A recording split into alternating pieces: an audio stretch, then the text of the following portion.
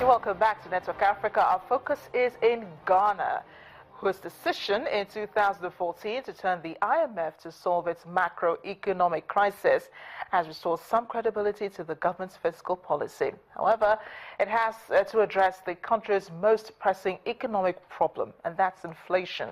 Inflation continues to escalate on a regular basis, standing above 18%. That's far above African averages. Comfort Lomoti has been a tailor in downtown Accra for the last 10 years. Business was good until many of her customers stopped coming. Ghana will hold elections in November this year. Lomoti says she will vote for whoever can fix the economy and bring her customers back. I want someone to convince me. If NDC should convince me the reason why I have to vote for them. Because I can't pay, my utility, these things are too high, I can't pay. So I want someone to convince me, if NPP, they should tell me the reason why I should vote for them. Promoting fiscal discipline and fighting graft is the basis of the NPP, Ghana's main opposition party's campaign.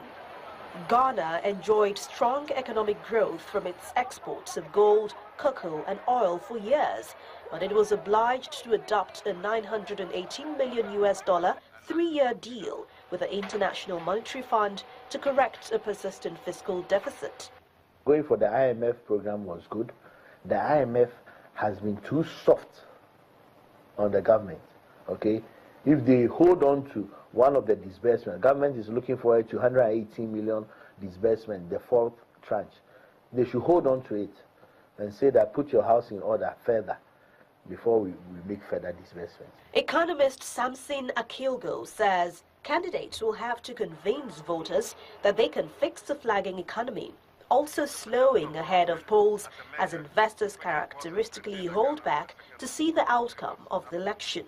The key thing really is that we're going to see, cost of living deteriorate in an election year, that people would go to choose government.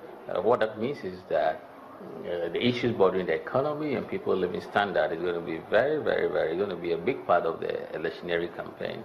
And how do we get people to understand that some of these policy initiatives that have been taken are for the medium to long term benefit of the economy? I think really those are going to be the topical issue. Food inflation rose to 8.4% in April from 8.3% in March, according to Ghana's Statistical Service.